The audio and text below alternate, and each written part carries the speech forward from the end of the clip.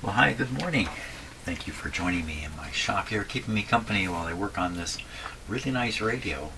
Today is July 7th. It's the day after the hurricane went through, but here, where I live, the hurricane was really nothing more than just an all-day rain shower of no real consequence. So lucky us.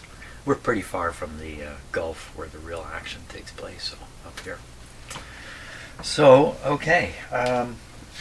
So we know the problems with this radio, performance problems with it, are not related to bad tubes, because all the tubes tested fine, except maybe the output tube, which is a little bit weak, but that's not really going to be a problem. So what I think I want to do next is take advantage of these charts that were in the manual. This is a tube socket resistance chart, and this is a tube socket voltage chart. I'm going to start with the resistance one because you don't need the set on to do it. And I'm just going to run through. I'm not going to do this on video, I don't think, because it's very, very boring. I run through and look for any values that are off significantly on this chart, from this chart. But first, maybe I'll show you this. Look at this. It's the ton of power. Do you need power? It's inside this can. The ton of power. The most powerful polisher, cleaner, and lubricant ever developed for tuner contacts. Back in the day, the television sets had rotating drums with dozens of contacts on them. And so a dirty tuner was a regular problem in your television set that the repair guys had to deal with. For extremely dirty tuners, Chemtronics recommends degreasing with ton of wash. Yes, you have another product called ton of wash just before you use the ton of power. Ton of power is very potent. They couldn't use the word powerful there, could they? Use sparingly.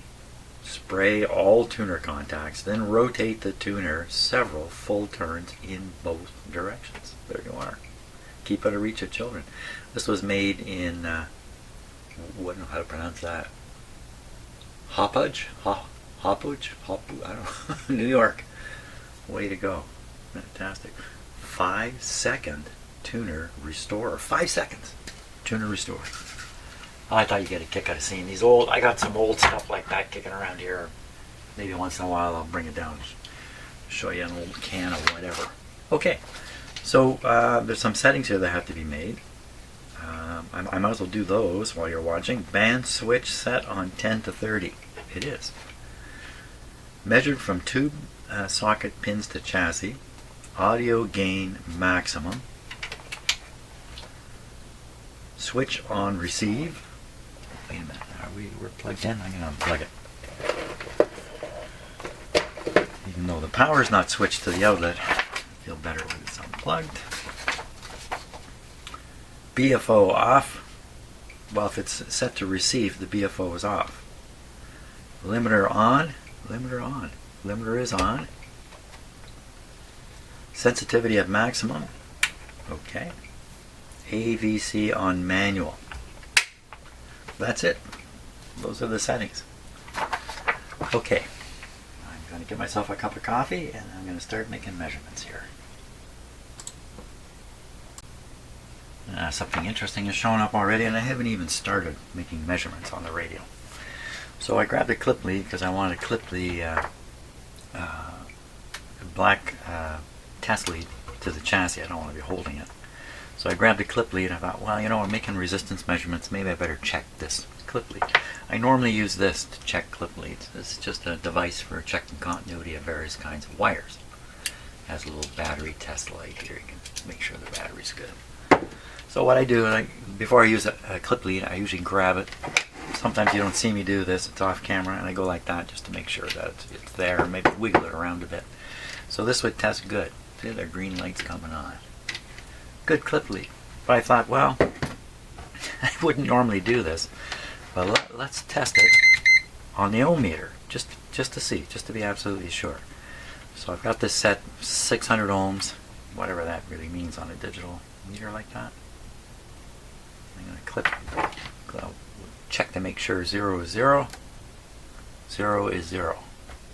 I'm going to put it on the clip lead. Do I get egg on my face now? It's definitely clipped in here. Clip like that. There's no question it's clipped.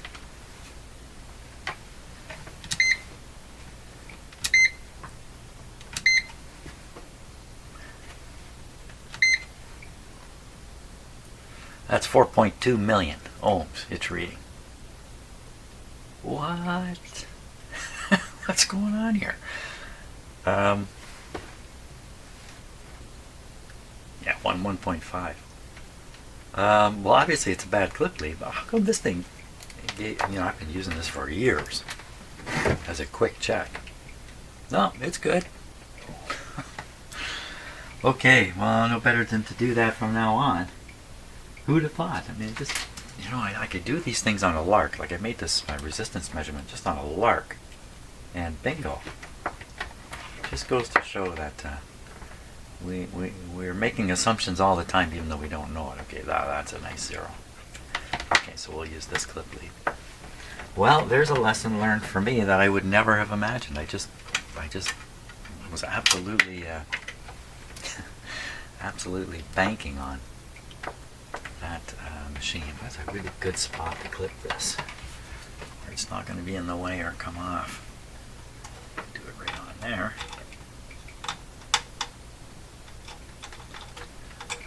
Or pick this terminal back here. This is even better. There we are. That's a good spot. Okay, I'm all ready. I'm all ready to start here. Maybe I'll show you the first one. My first problem is V1. Where is V1 in this radio? So the only chart I seem to have is on the back here. So looking for V1 right here. Whoa, right here in the middle. They put V1 in the middle. So there's 2 and 1 in the middle. So, wow, 2 and, oh my gosh, look where this thing is. Now I've seen this done in a number of radios. The tube socket is right there. It's actually bisected by this metal plate, which is running right across the tube. I'm sure it's not contacting the pins, but it's right down in there. Oh my gosh. I'm supposed to, yeah, good thing I'm starting with resistance because I'm going to stick a probe down in there. Oh my gosh. This does not look like an easy thing to do at all because there's all kinds of bare conductors in there. Oh, do I dare stick a probe in there? Oh my gosh. Hey, here we go. In a case like this, it might be better for me to just look for voltage and not be so concerned about the pin number. What are we finding on here? We've got, in terms of resistance, I'm measuring resistance. So we really got to find pin number 1 on AVC. 2.4 meters on AVC. You're supposed to have the AVC, where to go up here? AVC on manual. Well, what does that even mean? AVC on manual. On AVC. I don't know how to interpret their statement there. Okay, well anyway. Well, I can flip the switch and see what happens. 2.4 megohms, pin number 1 on a tube I can barely see in there.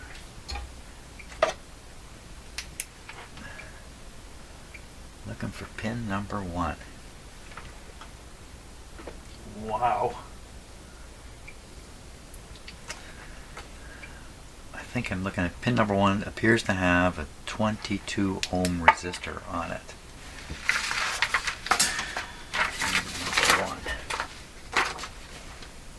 V1. V1. 22 ohm resistor right there. Bingo. Okay, we can make this measurement.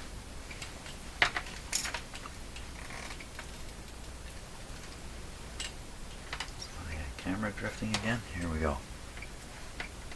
And what did it say it was supposed to be? 20, it was supposed to be 2.4 megohms on AVC.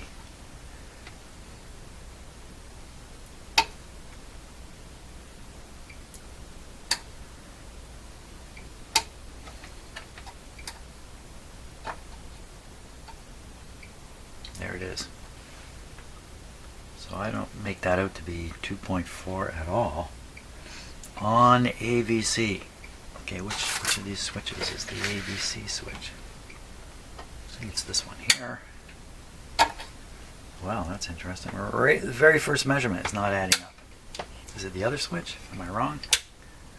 Oh, I'm wrong. Okay, so now this is A.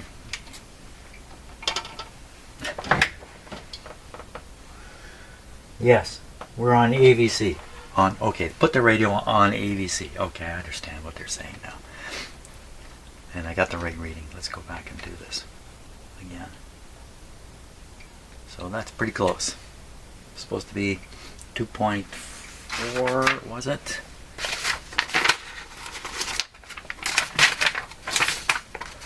.4. Yeah, otherwise 10, I guess. Otherwise 10. If I throw the switch, we should see 10K. 10,000 ohms. 10,000 ohms. So we see 11. That's okay. I think that's good. Yeah, the 22 ohm resistor sitting right there.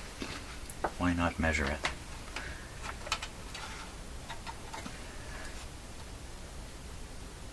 And that's going to be 22. That's good. Okay. Well, there we go. That's what I got to do for all the rest of these guys. So I've got some measurements out here. 5. This looks like this is would look maybe the heaters through here. 5 and 6. 5 and 6. I thought it was 3 and 4. 5 and 6. 5 and 6.5 megohms. 5 and 6. So we know where 1 is. 1, 2, 3. Then we go on the other side. Uh-oh. 3, 4, 5, and 6. Here's 6.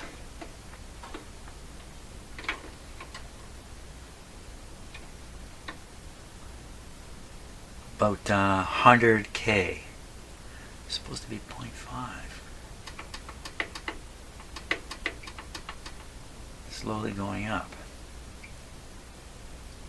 Now this is not going well. I mean, what am I going to do about that? Am I supposed to do something about that? I think I'm going to abandon this resistance testing, and I'm going to do the voltage testing, which I think is a more direct way of doing it. And if there is a voltage which is not correct, then we could assume there's a resistance somewhere in there that's not correct too. Then we could use the resistance gauges to try to track it down, or just hunt it down directly after that. I think I'm going to do that. Measure from tube, socket, pins of chassis, VTVM, audio gain maximum, band switch 10 to 30, limiter off, ABC operation switch, Q multiplier off, line voltage, no signal. Okay, time to drink some coffee before starting this, I think. Okay, I've got a camera sitting here so we can take a little closer look. It's hard to see in the camera you're looking through what is going on. It's still hard to even see in this camera. So, you know, and I'm learning what's going on in this radio too. Clearly there's a centerpiece here which is a major run for this radio. It's got cans down here, can here, it's got tubes, it's got adjustments, it's got the band switch. I mean, they built it all. Actually, you know what? They built it around the band switch is what they've done here. So I just wanted to show you this plate and how it bisects the tube socket, which you can see down in here. You can see one side of it, and then you can kind of see the other side here of it. And with the radio operating, I don't think I want to stick a probe down in there and try to pick up a plate voltage on this tube. I think that would be probably a bad move. Instead, I'm going to focus on tube number 2, which is this tube here, and better stop sticking my finger in there because I'm going to turn this on while I'm doing this. But while you're looking closely, let me practice. So on pin, let's see, voltage chart, pin or tube 2, we should find the 2 pins 5 and 6 are the pins of interest. In fact, that's the way it is kind of all the way down with all the tubes, 5 and 6. Looks like 5 is plate and 6 is screen. That's a standard I'm just not aware of. So if I want to do 5 and 6, this is just practice now. There's no power here. 1, 2, 3, 4, 5, and 6. No problem. Okay. No problem. Let's start up the radio. It's supposed to have, I'm going to stop for a minute. I'm going to make sure all those settings are correct before I do this here. Okay, I think I'll video record the first couple measurements here.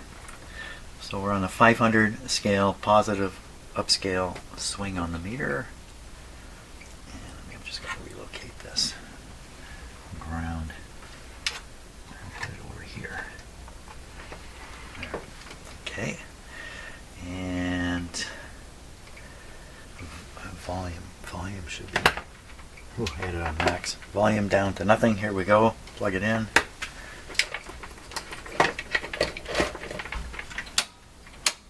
Okay, switch is on, power's going. The dim bulbs came on there. That's fine. Okay, so the supply to the radio is supposed to be 117. It's 112 right now. It's going to go down a bit, I think. So we're going to turn this up a little bit.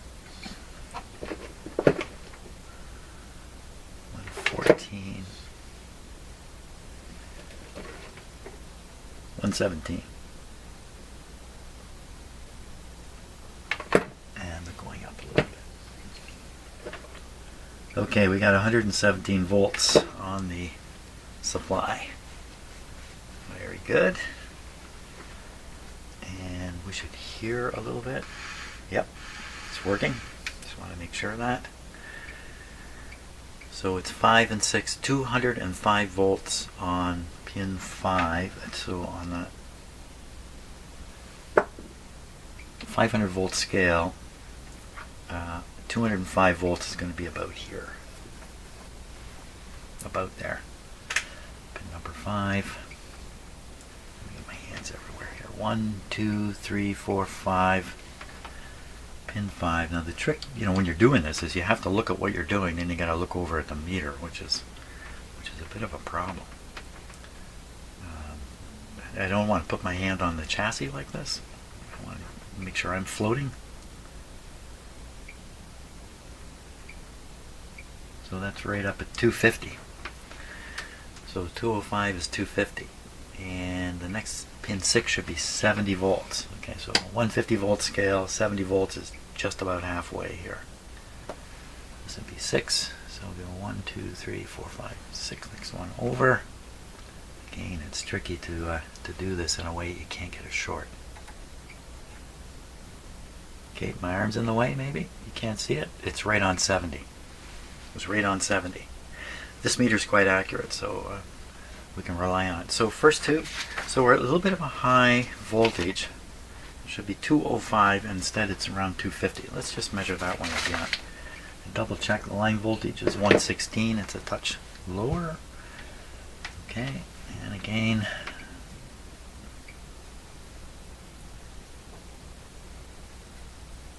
Oh. 250 is straight up. So you see it's straight up. 250. So it's definitely 250 there.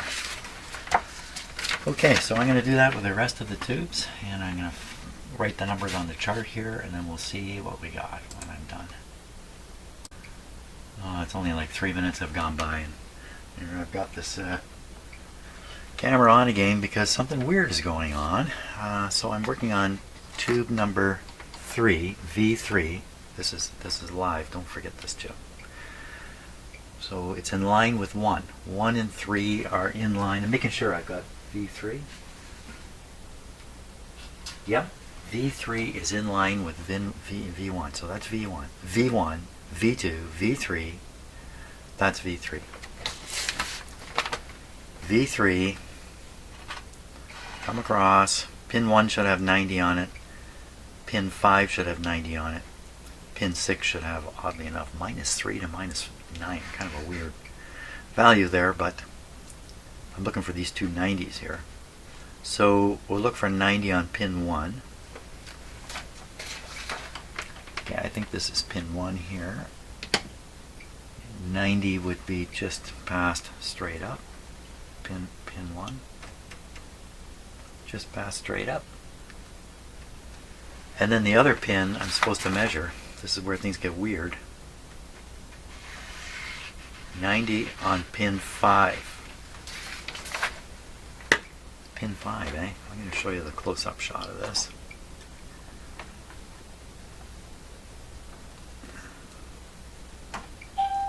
Oh my gosh, somebody's at my door. Gotta run. Okay, delivery guy always rings twice. Now, right, we're going to switch to this camera, and I'm going to show you the funniness, and try not to forget that this radio is switched on right now. Let me just sharpen the focus here. Okay, so we're looking right at tube number 3. Let me get my pointer here. Okay, so this is the gap where you start counting, and this would be pin number 1 right here. And I measured this pin and had the right voltage on it, so that's pin 1. So now let's count these. Just a second while I kind of give you a little bit of a different angle, trying not to short anything out with the camera.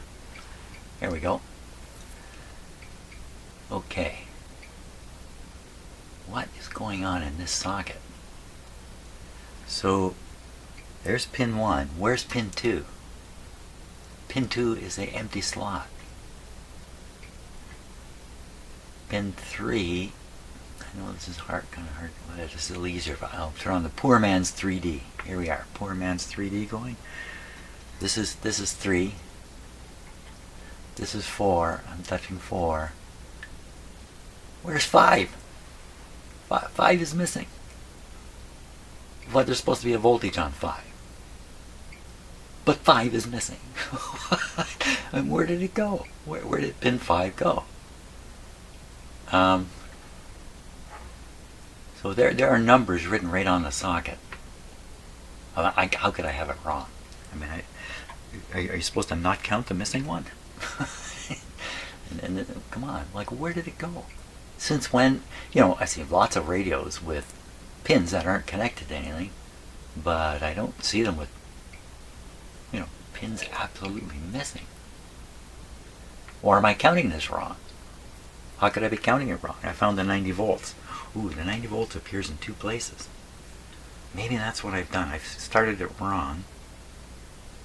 But even if I do start it wrong, there's still pins missing in the socket. So we got one pin with 90 on it. That was pin 1. But maybe that's pin 5. Okay, so if this is in fact pin 5, which I completely doubt. How can it be pin 5? Then this would be 5. What? There's one missing here? 4, 3, 2. 1 is missing. Wait, this is 1. Come on. Okay, and I'm going to turn the power off. And we're going to jam the camera right in there and try to read the numbers. If I can do it here.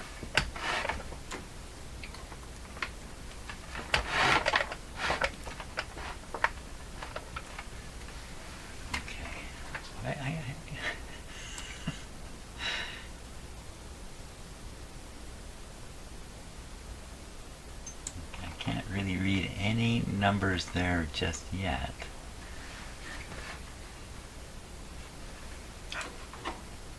Camera's bumping into it here.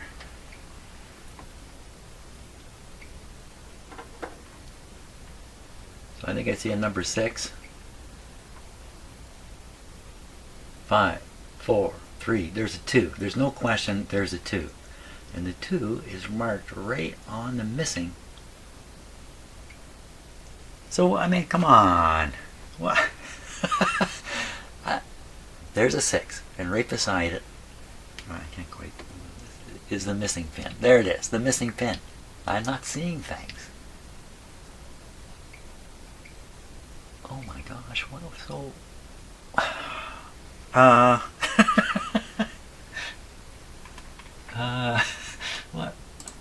what are you supposed to do in a situation like this? So, I mean, how could this be wrong? What about this other, what about the other chart? Did you give a resistance there? 3. Pin 5 is supposed to be half a mega ohm. But it's a lot more than that. It's infinite. Pin 1 is supposed to read half a mega also. They're both reading the same amount. What's going on with pin 1? In a 6C4, maybe pin 1 and 5 are the same thing. In a 6C4. Isn't this the tube that I was testing and it had 2 connections? 6C4, what do we see on here? Can we find it on here? V3.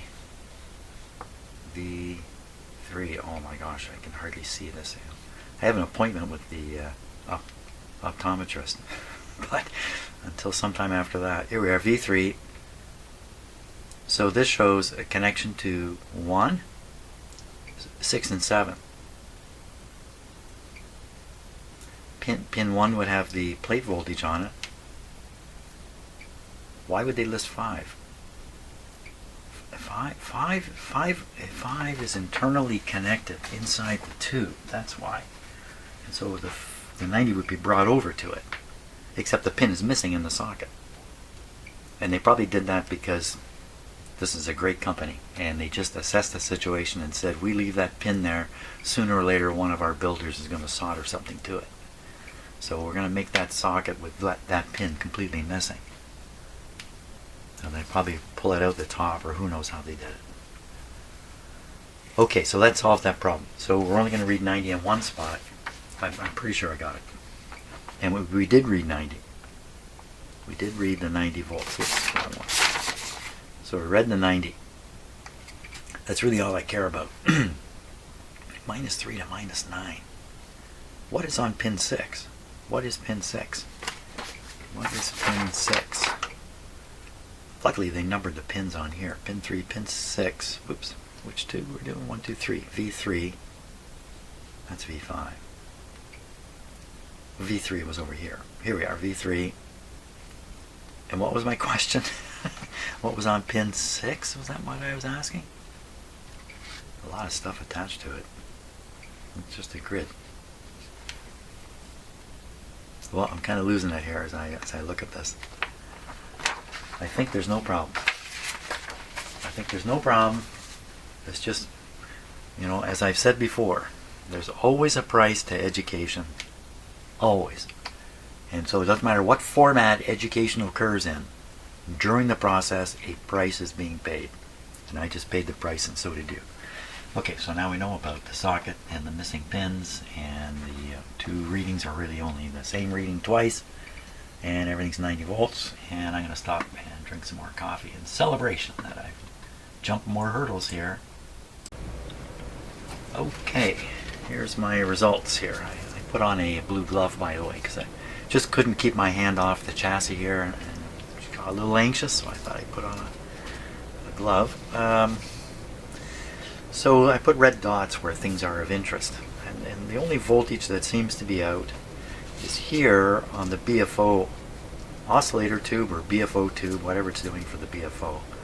Here it's looking at, you know, -9, and I'm reading -3. That's quite a difference. -9, -3, -10, -5 is what I'm actually reading. So related to the BFO, BFO seemed to work, so it's not something I would go crazy over, but I keep this in mind when we get around to the BFO adjustments and stuff. We'll see if there's something more going on there. This one here, so supposedly V4 you should find on pin 9 6.3 volts AC, but pin 9 is grounded to the chassis on this tube. So don't know what they're up to. Perhaps they've got these reversed. maybe there's going to be another heater terminal in here somewhere, one of these dashed ones. Maybe that's where the 6.3 is, and this one is 0, and they just reverse the connections on the tube. That's the only odd thing. That's really all the rest of them. Voltage is very close, although consistently plate voltages are running high. 205 is actually 250, 200 is actually 230, 200 is 230, 210 is 260. So a little 205 is 240. So a little bit of a generous B plus voltage in the radio.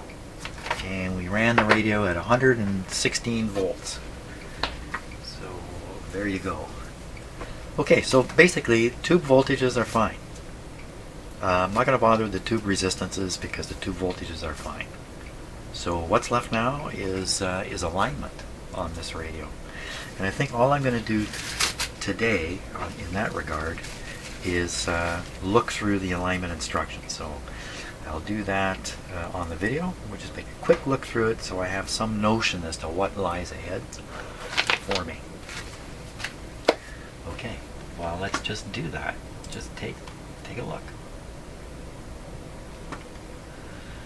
Okay, well, service and realignment procedure. So here's a chart showing the different adjustments. Here's the IF string. Yeah, you see what they've done? They put the RF in the middle. The band switch is running underneath here. The RF stuff is in the middle here.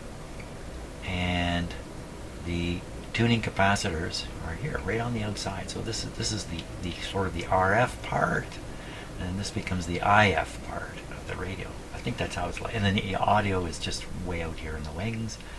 And this is the voltage power supply over this way.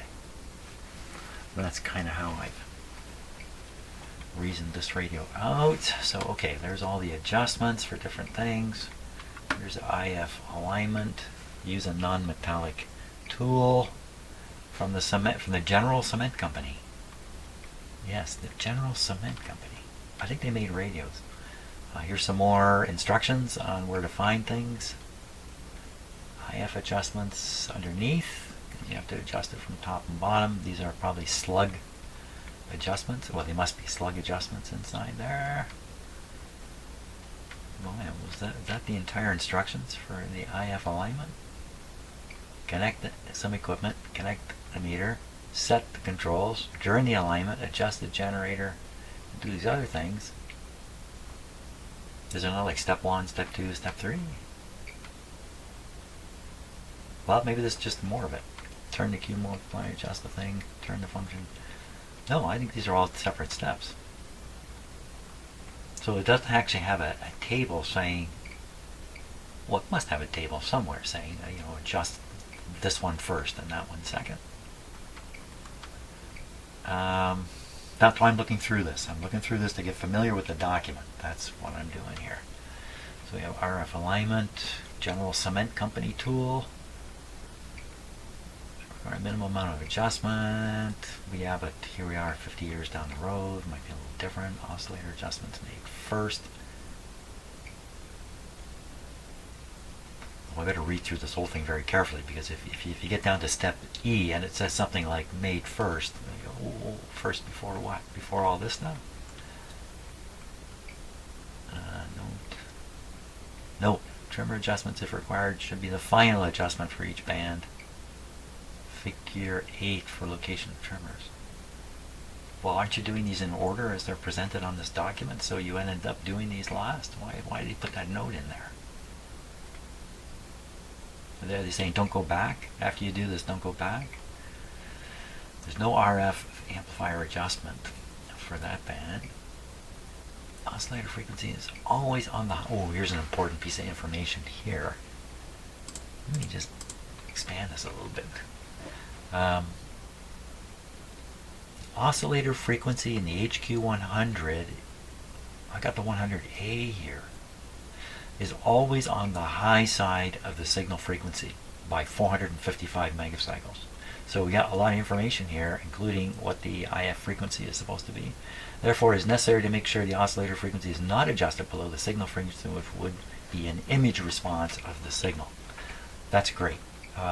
Tricky to do in the old days, but today, because you can take your SDR radio and look on the frequency display and see the local oscillator frequency, it's pretty easy to get this straight. Necessary to repeat low and high end adjustments on each band. Since the adjustments are interdependent, the process should be repeated until maximum amplitude. Note, receivers should be warmed up at least half an hour before final oscillator frequency adjustments are made for the dial calibration check. Dial calibration. Use a crystal calibrator. Well, I've got other ways of doing it to get the exact frequency, but back in the day it was difficult to know you had a precise frequency. Check to see that the frequencies at or near the alignment frequencies are on the line. On the line. Okay, don't know what they mean by that. If not, make minor adjustments. Make them correct. Caution. Weaker signals will be observed at dial settings approximately 10 kilocycles above each calibration dial marking. These are image signals from 1 megacycle above the desired signal and may be recognized by their somewhat weaker strength and may be further reduced by proper adjustment of the gain controls. They will, of course, be more noticeable on the higher bands. Keeping the antenna tuned will help. Let's read that again. Weaker signals will be observed at dial settings approximately 10 kilocycles above each calibration marking. I don't know what they're talking about here. One megacycle? Is there a built-in calibrator? I don't think there is. Are they talking about you're using a calibrator here and you're gonna find these? I don't know. I don't know what they're talking about. So okay, so here's the selectivity response chart.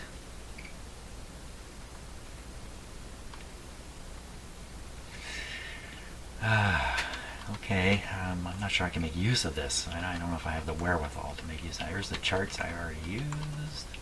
Parts list, and I think all that's left down. Additional hints. Oh, this is when you're listening to the radio. It's some interesting stuff in there, but we won't look at it right now. Mini memorandum? No. Hey, here's a chart right here. Okay, this is handy. I'm going to print that. And then this schematic. How did I miss that chart? And then this final statement. Warrants the equipment to be free of defects. Well, I don't think the warranty is still valid, so I'm not going to worry about that. But I'm going to print this page here because I think this might be useful to me. Actually, if we're going to do alignment, there's even better pages to print up here. Okay, I think that's it for today. Tomorrow it's alignment day. Maybe I'll get through the IF alignment, and we'll see. Actually, yeah, what does it start with? IF alignment. That is the first step, isn't it? Yeah, IF alignment, of course. Okay, we'll try to get through that tomorrow and see how it goes. So, thanks a lot for watching today, and tomorrow, as I have said already, and you've heard me say it, it will be alignment day tomorrow. So thanks a lot for watching, and we'll see you.